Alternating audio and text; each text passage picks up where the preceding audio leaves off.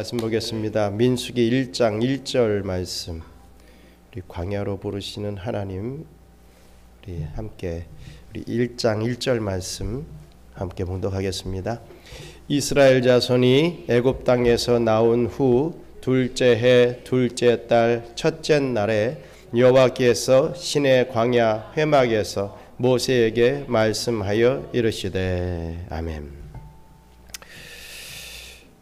은혜의 자리에 나온 여러분들을 축복하고 환영합니다. 보시면 출애굽한 이스라엘 백성들은 새로운 전환점을 맞이하게 됩니다. 본격적인 광야 행진이 시작된 것이죠. 오늘 우리가 살펴보는 이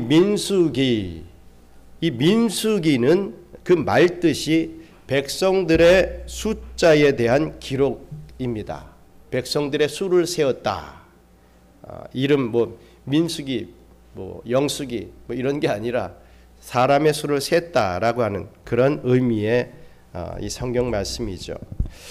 영어 성경에서도 멤버스라고 되어 있습니다. 이는 70인역에서 이 민수기의 이름을 숫자들이라는 뜻을 가진 아리트모이라고 붙여 놓았기 때문에 이렇게 이름을 붙이게 되었던 것입니다. 이것은 민수기의 처음과 또 후반에 보시면 두 번 이스라엘의 이 장정들의 숫자를 세는 그 독특한 이야기가 나오기 때문에 그렇게 이름을 정한 것이죠. 그러나 원래 히브리 이 성경의 이 민수기의 이름은 미드바르라고 했습니다. 미드바르. 이 미드바르는 이 광야에서라고 하는 뜻입니다. 이스라엘 백성들이 광야에서 겪은 이 39년간의 이 기록이 이 책에 기록되어 있기 때문에 이렇게 이름을 지었죠. 그래서 현대인의 성경에서는 이 책의 이름을요, 이 광야 방랑기라고 기록을 하고 있습니다. 여러분들은 광야에 가본 적이 있으십니까? 저는 시내 광야와 유대 광야를 가본 적이 있습니다. 가도 끝없는 붉은 모래들만 있는 적막한 곳, 그것이 광야입니다. 사람이 살지 않고 그저 뜨거운 바람만 부는 외로운 곳, 그것이 광야였습니다. 도무지 혼자의 힘으로는 살아갈 수 없는 곳, 그것이 광야인 것이죠. 광야는 고통이요, 또 앞으로 살아갈 것에 대한 근심이며, 광야는 눈물이요 외로움의 상징입니다. 하나님은 이스라엘 백성들을 바로 이 광야에 몰아넣으시고 이들을 훈련시키셨습니다. 그리고 그들을 교회가 되게 하셨죠. 스데반은 광야에 있던 이스라엘 백성들에 대해서 이렇게 말을 하고 있습니다. 우리 사도행전 7장 38절 말씀 같이 읽겠습니다. 시내 산에서 말하던 그 천사와 우리 조상들과 함께 광야 교회에 있었고 또 살아있는 말씀을 받아 우리에게 주던 자가 이 사람이라. 여기서 말하는 이 사람은 모세를 얘기하는 것이죠. 하나님께서 교회를 교회되게 하실 때 당신의 백성들을 광야로 몰아넣으셔서 훈련시키는 것은 이 구약시대나 오늘날 같은 이 신약시대나 변함이 없습니다. 우리도 광야와 같은 이 세상 속에서 교회로 성숙되어 가는 것이죠. 그래서 예수를 믿는 우리의 삶에 이 고난과 고민, 이 두려움과 이 시험은 반드시 찾아오게 되어 있습니다. 그렇다면 왜 하나님은 이스라엘 백성들을 광야로 밀어 넣으시는 걸까요? 오늘 그 이유에 대해서 함께 살펴보고 은혜 받으시는 저와 우리 경양의 성도님들 되시기를 주님의 이름으로 축원합니다. 첫째로 이 광야는 하나님의 말씀을 받는 곳입니다. 이 광야에서 하나님의 말씀을 받아야 된다는 거죠. 광야는 하나님의 말씀을 받는 장소였다는 것입니다. 우리 민수기 1장 1절 다시 한번 읽겠습니다. 이스라엘 자손이 애굽 땅에서 나온 후 둘째 해 둘째 달 첫째 날에 여호와께서 시내 광야 회막에서 모세에게 말씀하여 이르시되 아멘. 하나님이 모세를 통하여 이스라엘 백성들에게 무엇을 이 말씀을 주신 곳, 그게 바로 광야, 시내 광야였다는 것입니다. 이 말씀뿐만이 아니었죠. 유대인들이 가장 귀하게 여기는 이 모세 오경도 사실은 이 광야에서 기록된 말씀입니다.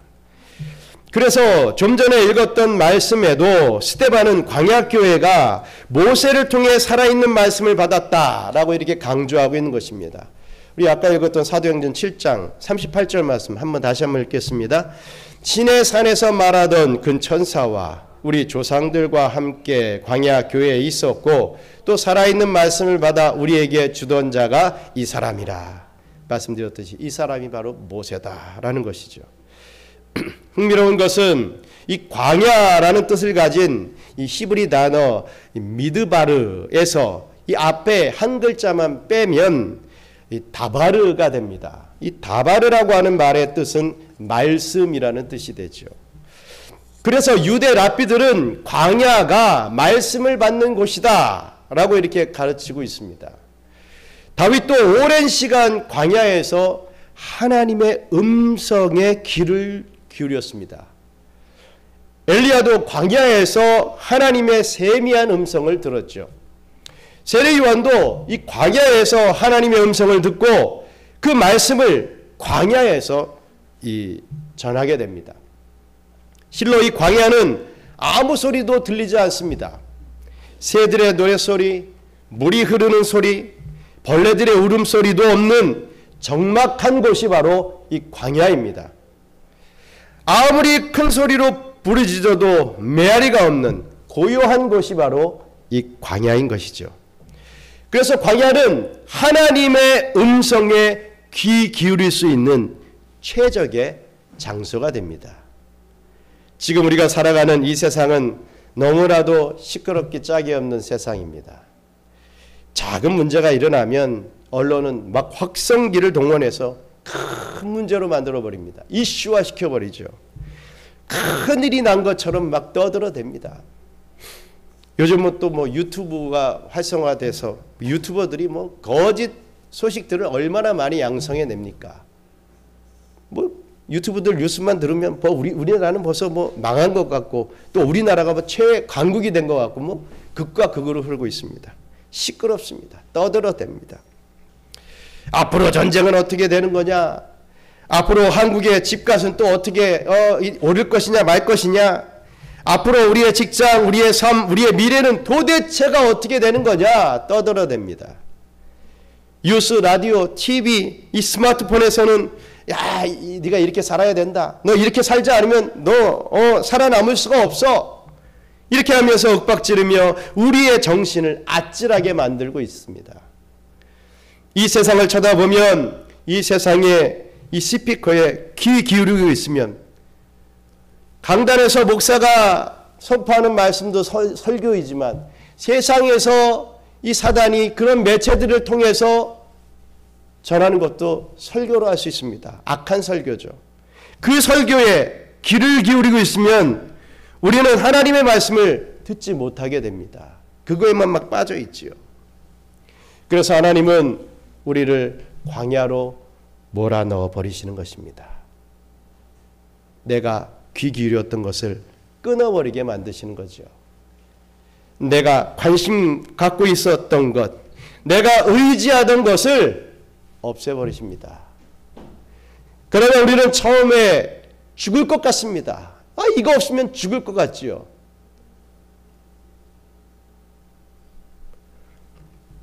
고통스럽습니다. 외롭습니다.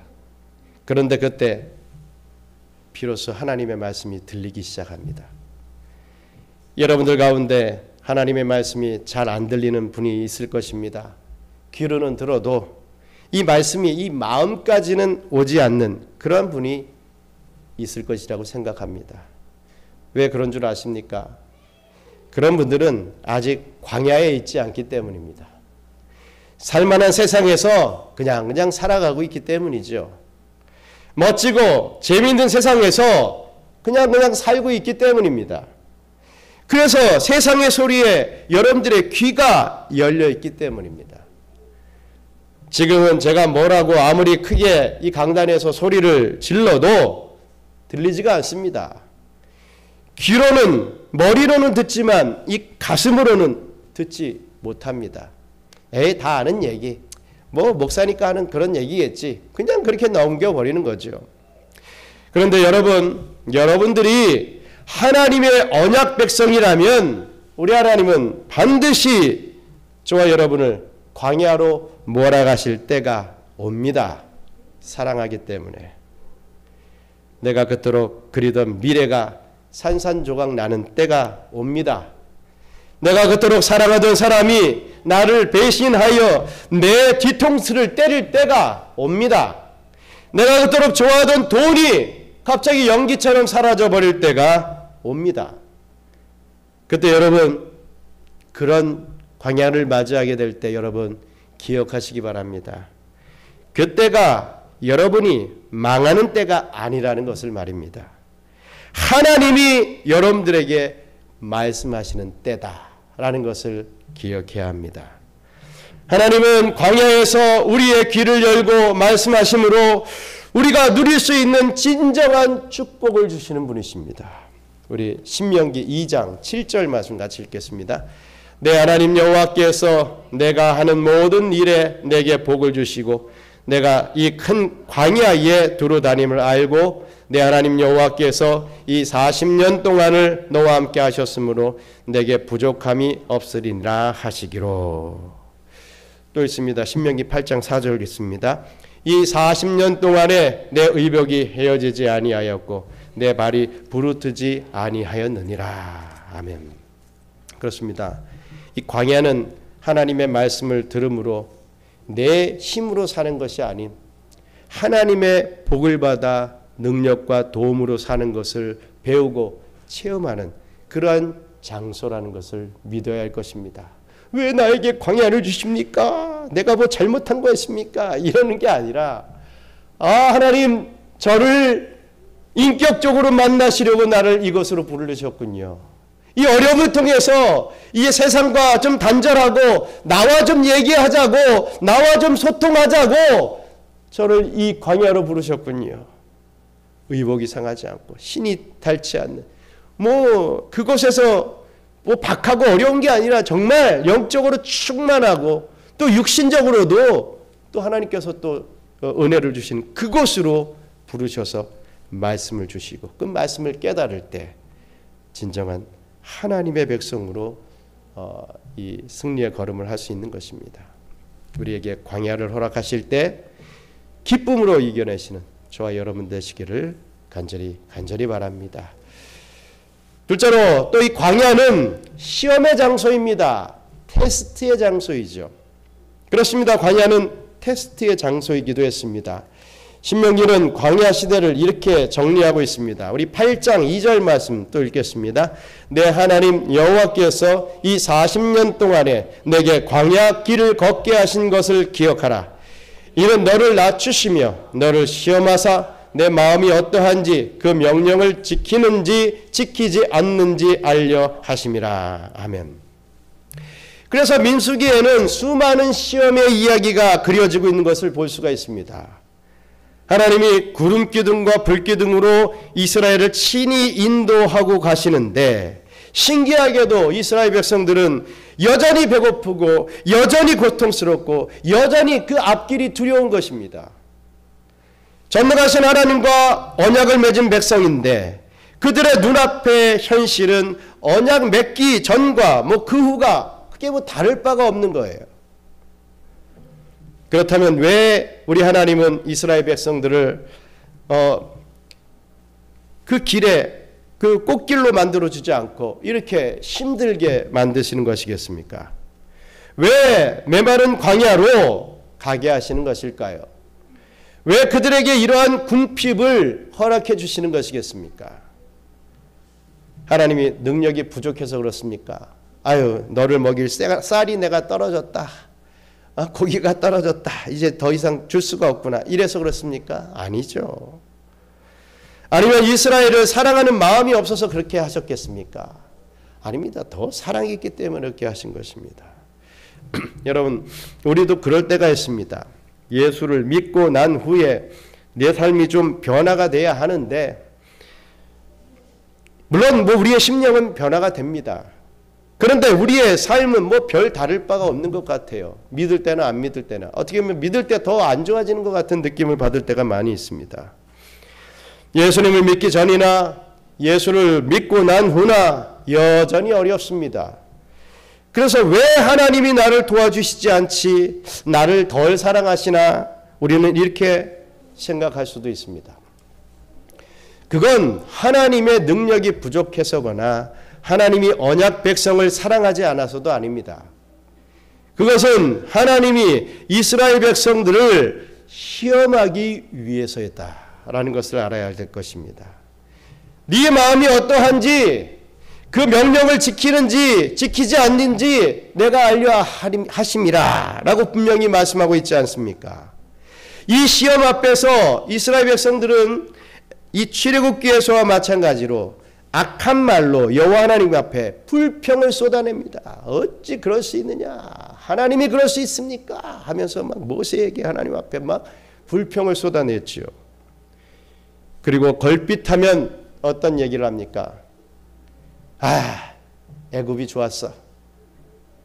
이렇게 얘기합니다. 그냥 애굽으로 돌아가 버릴까? 내가 불신앙의 삶으로 그냥 가버릴까?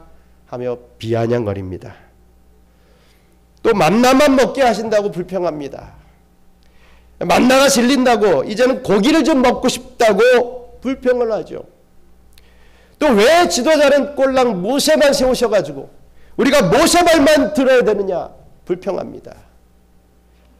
또 물이 없다고 모세를 원망하고 분내합니다.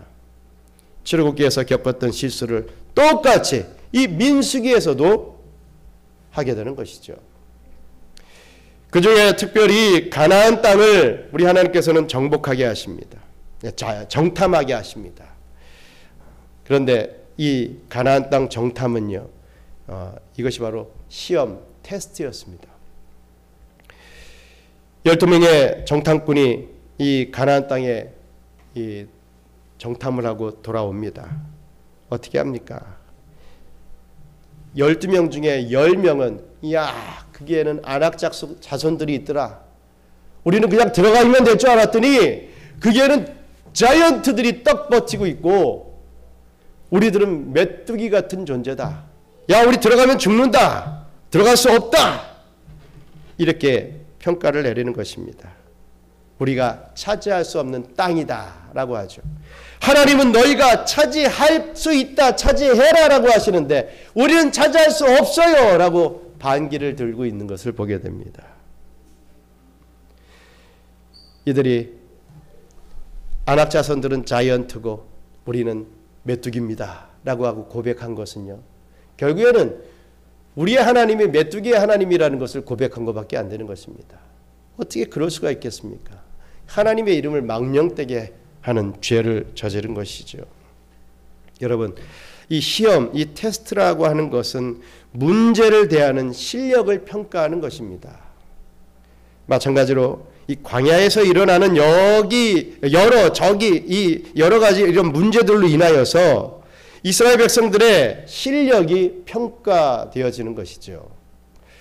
학교에서 시험을 치르는 것은요, 학생들의 실력을 평가하기 위해서 존재하는 것입니다. 그 문제를 출제하는 선생님을 위해서 출제하는 것이 존재하는 것이 아니라는 것입니다. 그 시험을 보는 학생들을 위해서 시험이 존재한다라는 것이죠. 마찬가지로 우리 하나님이 우리의 실력을 스스로 알게 하시고자 우리 하나님께서 이러한 테스트를 주시는 것이라는 말씀입니다. 얼마나 연약한지, 얼마나 부족한지, 얼마나 믿음이 없는지를 드러나게 하심으로 말미암아 이 가나안 땅은 이스라엘 백성들의 능력과 순종과 의지로 들어가는 것이 아니라 오직 하나님의 은혜로 말미암아 들어가는 곳임을 깨닫게 하시고자 우리 하나님은 그들의 실력을 폭로하시는 것이 바로 이것입니다. 너희들의 존재는 그거밖에 안 돼 라고 가르쳐 주는 거지요. 광야는 이 시험을 통해 언약 백성들 자신들의 실력을 깨닫게 함으로 그들을 겸손케 하시기 위함이었습니다. 그래서 나에게는 구원을 이룰 스스로의 실력이 없구나를 발견하고 오직 하나님의 은혜만을 구하게 만드는 학교가 바로 이 광야였던 것입니다. 신앙생활이라고 하는 것이 그렇습니다. 삶이 평안하고 별일이 없으면 다 믿음이 좋아 보입니다. 지금 앉아있는 여러분들 다 최상의 믿음 있는 사람들 같이 다 보여지고 맞습니다. 그런데 광야에 던져지면요 우리의 신앙의 실력이 다 드러나게 되어 있습니다. 애굽으로 돌아가고 싶은 마음이 드는 것이죠. 내가 예수만 안 믿었으면 남들이 하는 것 나도 다 할 수 있는데 예수를 믿어서 못한다. 이건 뭐 술 담배 그거 얘기만 하는 게 아닙니다. 사기치고 욕하고 좀 불의를 안겨주고 하는 그런 것도 내가 다 할 수 있는데 내 하고 싶은 것도 다 할 수 있는데 예수 믿어서 내가 못한다. 이런 얘기죠. 이것이 우리의 믿음 생활 속에서 다가오는 마음의 불편함인 것입니다. 돌아가고 싶어도 하나님을 모를 때의 자기 모습이 너무나도 더럽고 추해서 돌아갈 수도 없습니다. 그러나 우리는 애굽과 이 광야 중간에 머뭇거리고 있는 그런 모양새가 참으로 많죠. 크리스찬 같기도 하고 세상 사람 같기도 하고 어정쩡한 자리에 있는 분들이 있다는 것입니다. 얼마나 믿음이 없는지, 얼마나 이기적인지, 얼마나 비겁한 존재인지 이 광야에서는 다 감출 수가 없게 되는 것이죠. 이렇게 자신의 실력을 분명히 알아야 비로소 발전할 수 있는 것입니다. 내가 20점짜리인지 30점짜리인지 알아야 그거에 대한 대비를 하고 뭔가 생각할 수 있을 거 아닙니까? 막연히 나는 100점짜리겠지 이러고 있으면 발전이 없습니다. 우리 하나님은 너는 20점짜리야 이런 것을 가르쳐 주시기 위하여서 이 광야를 허락하신다는 거죠. 그렇습니다. 이렇게 자신의 실력을 분명히 알아야 발전이 있는 것입니다. 학교에서 시험을 치르면 학생들은 자신이 무엇을 알고 있고 무엇을 모르고 있는지를 알게 됩니다. 그래서 공부를 잘하는 학생들은 오답 노트를 만들죠. 자기가 모르는 내용을 반복해서 공부함으로써 결국 자신의 것으로 만들어 나가는 그 친구들이 비로소 이 학업에도 승리하는 것입니다. 정말 천재로 태어나지 않고서는 그렇게 안 하면은 이 성적이 오를 수가 없습니다. 어느 정도 그냥 열심히 하면 어느 정도는 오를 수 있겠죠. 하지만 그 이상으로 갈 수 없는 것입니다.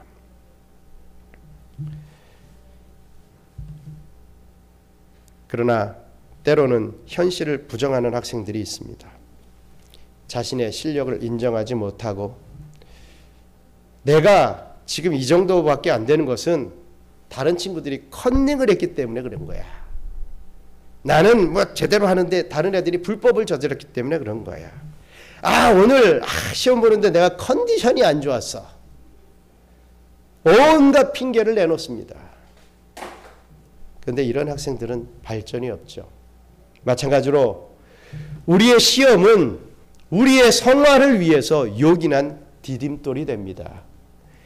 광야 행진 중에 있는 여러분, 여러분들의 연약함이 여러분들은 보이십니까? 지금의 상황에서 짜증으로 가득 차 있으며 미래에 대한 두려움과 걱정으로 가득 차 있는 믿음 없는 여러분들의 모습이 보이십니까? 믿음의 삶으로 나타내는데 얼마나 우리가 부족한지 보이십니까? 보인다면 그 자리에 머물러 있지 마시기 바랍니다. 자신의 오답 노트를 만들어서 그 자리에서 좀 벗어나려고 애를 쓸 수 있는 저와 여러분들 되시길 바랍니다. 또 틀리고 또 틀린다 하여도 우리는 좀 몸부림을 쳐야 됩니다. 바로 이게 성화인 것이죠. 그렇게 하다 보면 우리는 어느새 충만한 하나님의 영광을 보고 있게 될 것입니다. 우리 베드로전서 4장 12절로 13절 같이 읽겠습니다. 사랑하는 자들아, 너희가 연단하려고 오는 불시험을 이상한 일 당하는 것 같이 이상히 여기지 말고 오히려 너희가 그리스도의 고난에 참여하는 것으로 즐거워하라. 이는 그의 영광을 나타내실 때에 너희로 즐거워하고 기뻐하게 하려 함이라. 아멘. 불시험을 이상한 일 당하는 것처럼 여기지 말아라. 오히려 기뻐하고 즐거워해라. 어떤 시험이 왔을 때 왜 또 이런 시험이 이러지 말고 또 하나님께서 나에게 뭔가를 또 깨닫게 하시려는 보구나. 반드시 그것을 인하여서 축복을 받겠구나. 찬스구나. 이렇게 여기라는 거죠. 여러분, 어떻게 불시험을 기뻐하고 즐거워할 수 있습니까? 바로 그런 마음을 가지고자 애를 쓸 때 우리는 기뻐하고 즐거워할 수 있는 것입니다.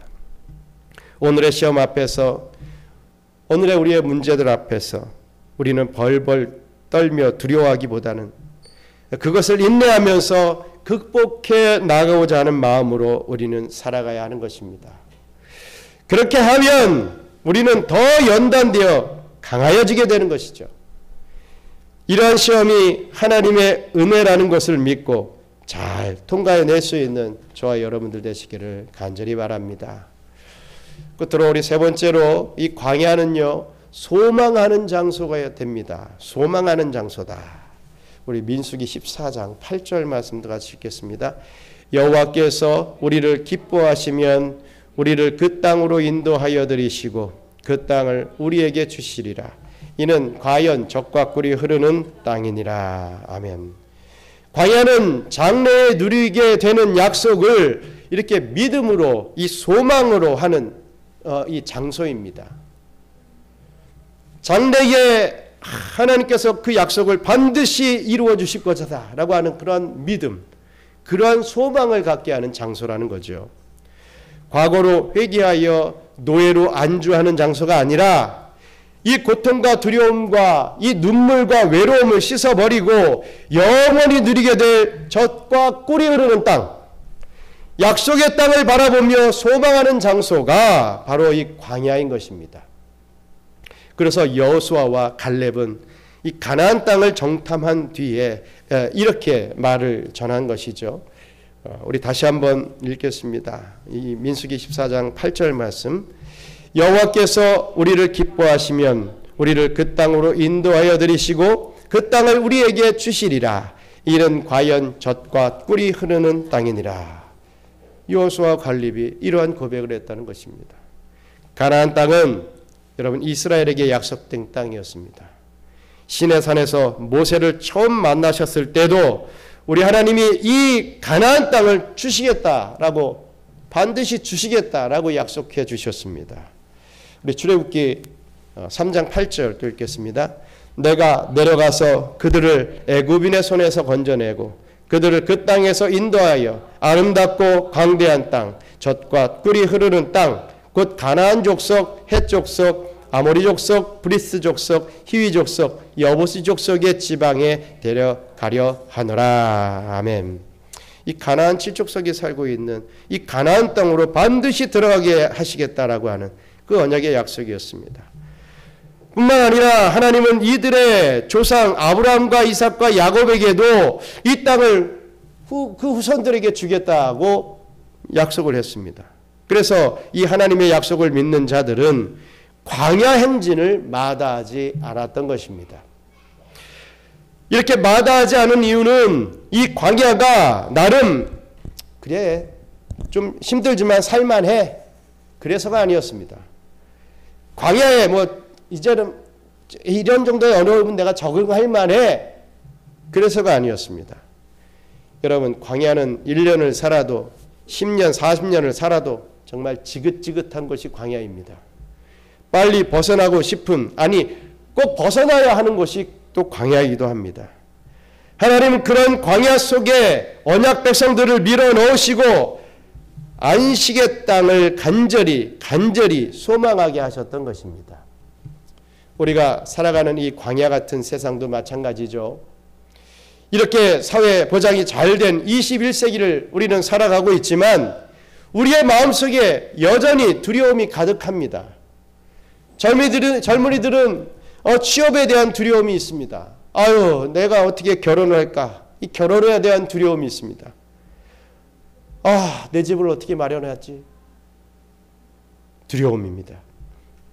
또 장년이 되신 분들은 은퇴에 대한 두려움이 있습니다.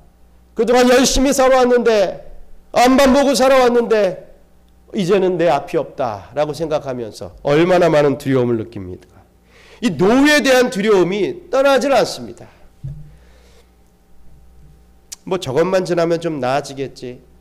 이것만 해결되면 좀 쉴만 하겠지라고 하며 지나가 봐도 웬걸요 또 새로운 문제가 우리의 목을 조여옵니다.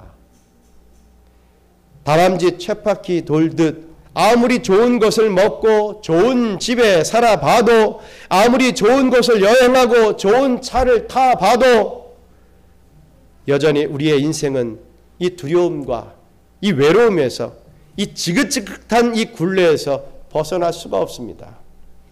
죽어라고 달려왔는데 이 뭐 도대체 내가 이제까지 뭘 했는지 알 수가 없습니다.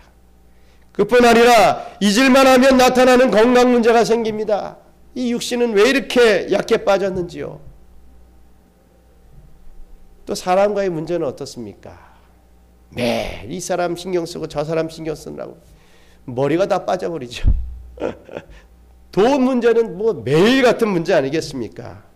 이런 것들이 우리의 삶을 막 흔들어 놓습니다. 뭐 좀 제대로 좀 신앙생활을 하려고 하면 계속 흔들어 댑니다. 이럴 때 우리는 이 세상이 바로 광야구나, 여기가 광야구나 라는 것을 깨닫게 됩니다. 그렇습니다. 여러분, 이 세상은 광야입니다. 이 세상에서 뭐 조금 잘 산다고 남들보다 조금 뭐 내가 좀 나은 것 같은 삶을 산다고 뻐기고 자랑하지 마십시오.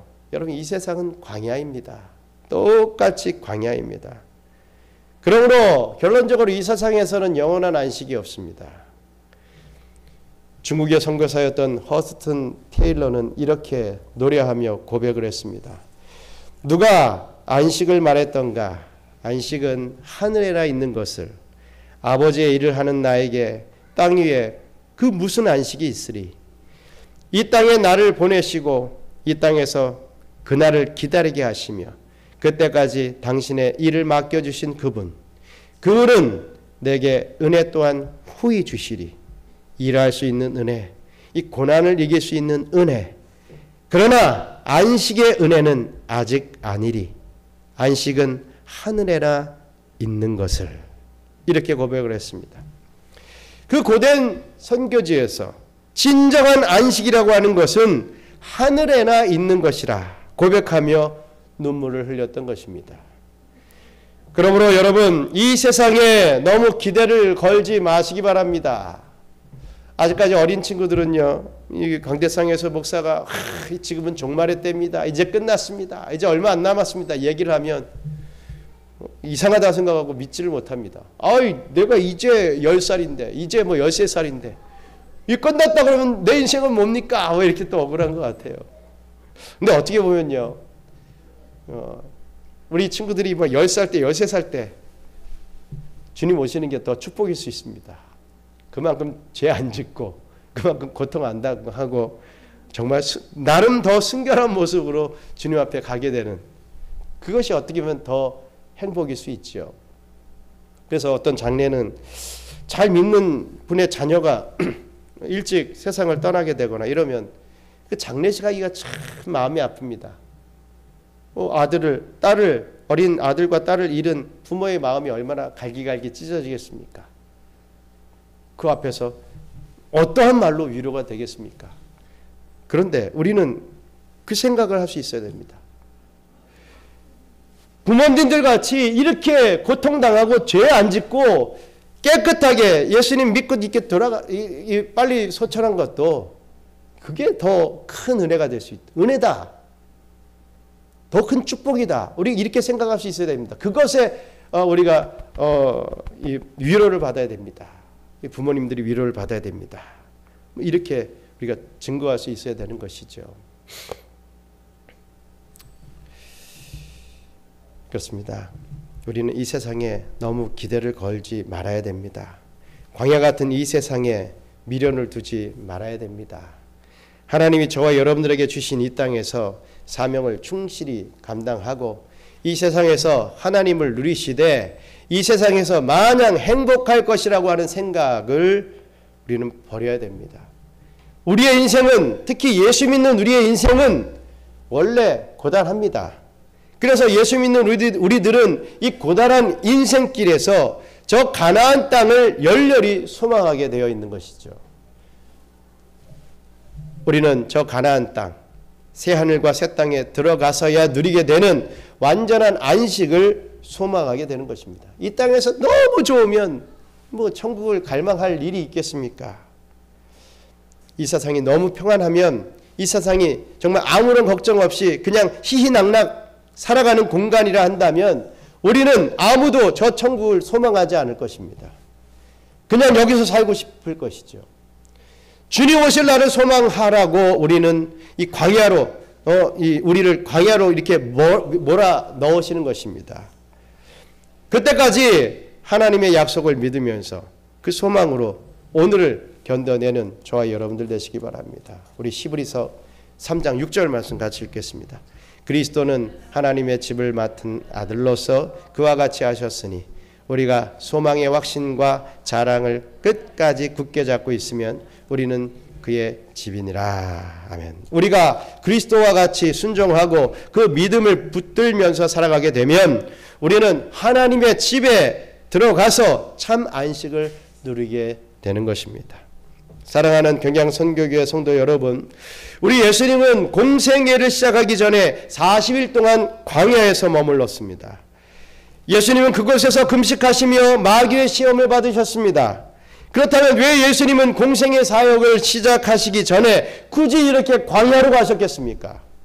그것은 실패했던 이스라엘을 대신해서 이 온전한 순종을 이루시기 위함이었습니다.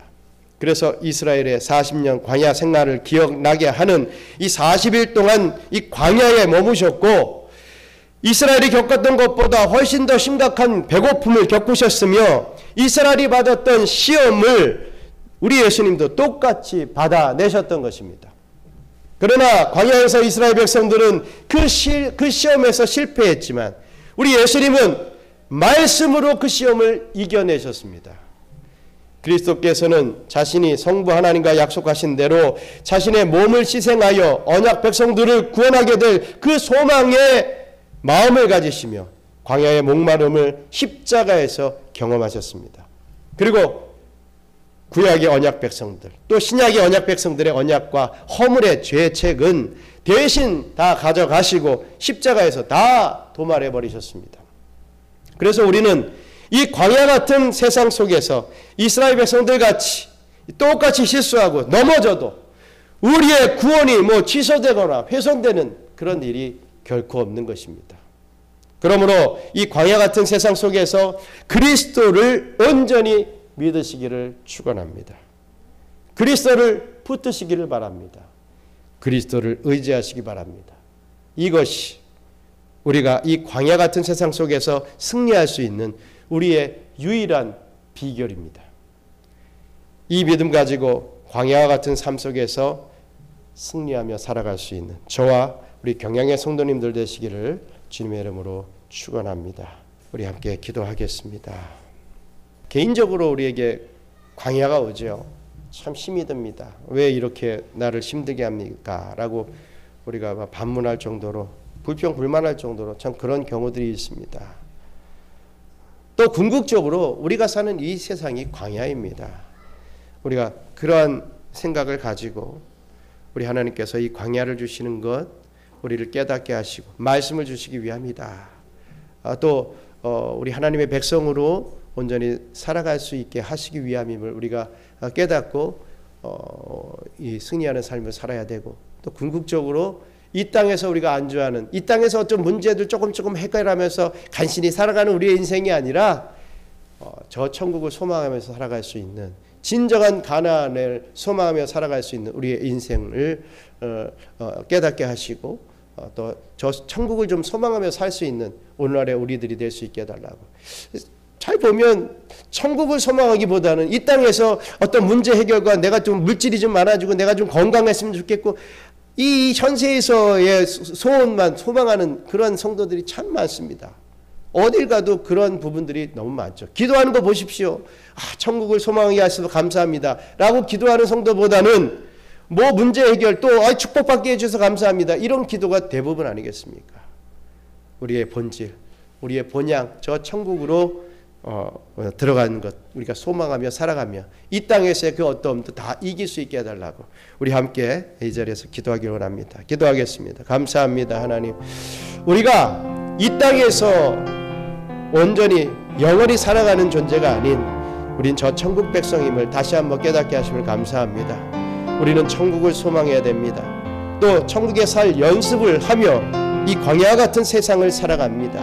아버지 하나님, 이 땅에 살면서 우리가 보이는 것 때문에, 우리에게 다가오는 것 때문에 불평하고 원망하며 하나님까지 원망하는 그런 죄를 짓지 않게 도와주시고, 정말 그 어떤 상황 속에서도 나를 구원하시고 나를 저 천국에 이끄실 우리 하나님의 은혜를, 그 사랑을 생각하며 그 어떤 상황 속에서 감사하며 그 어떤 상황 속에서 감격할 수 있는 은혜 베풀어 주시고, 또 이러한 일을 통해서 나에게 축복 주시려나 보구나, 내가 깨닫지 못하니까 이 강력한 이 고난을 통해서 나를 좀, 너는 여기가 주소가 아니라 저 천국의 주소를 갖고 있는 하나님의 자녀야 라는 것을 깨닫게 하시는구나, 이걸 좀 알고 우리가 좀 더 다부지게 자신감을 가지고 믿음을 가지고 기쁨을 가지고 감격을 가지고 이 땅에서 이 광야 같은 세상에서 승리하며 살아갈 수 있는 저희들에게 축복해 주시옵소서. 감사합니다. 하나님, 지금 나의 삶은 광야다 라고 생각하며 살아가는 자들이 있습니까? 축복인 줄 알게 해 주시옵소서. 이런 광야가 없었으면 나에게 깨달음이 없었고 하나님의 말씀이 내 마음까지, 내 가슴까지 파고들지 못했음을 고백을 합니다. 아버지 하나님, 정말 이 땅이, 이 세상이 광야임을 다시 한번 인정하며 저 본향인 저 천국을 소망하며 살아갈 수 있는 우리들의 삶이 되게 도와주시고, 이 땅에 잠시 점과 같은 이 시간을 머물고 있는 저희들이지만 정말 천국을 연습하며 천국 백성다운 그러한 모습으로 삶을 살아갈 수 있도록 우리 주님께서 이끌어 주시고 또 깨우쳐 주시옵소서. 그리할 때 우리 하나님께서 이 광야 같은 세상 속에서도 의복이 닳지 않게 하시고 신이 닳지 않게 하시고 정말 은혜와 축복, 만나와 매출하기로 또 이뤄갈 양식을 또 허락해 주시며 저 천국을 소망하게 만들어 주실 줄 믿습니다. 그 믿음 가지고 승리하며 나아갈 수 있는, 또 나 아닌 다른 영혼들을 구원하는 일에 쓰임받을 수 있는 저희들에게 축복해 주세요. 이제는 우리 구주 예수 그리스도의 은혜와 그 놀라우신 창조주 하나님의 사랑과 보혜사 성령님의 교통감화 위로 충만하심이 광야 같은 세상 속에서 주님을 온전히 믿고 날마다 승리하기를 소원하는 우리 사랑하는 경양선교교의 모든 성도들 머리머리 위에 이제로부터 영원토록 함께 있을지어다. 아멘.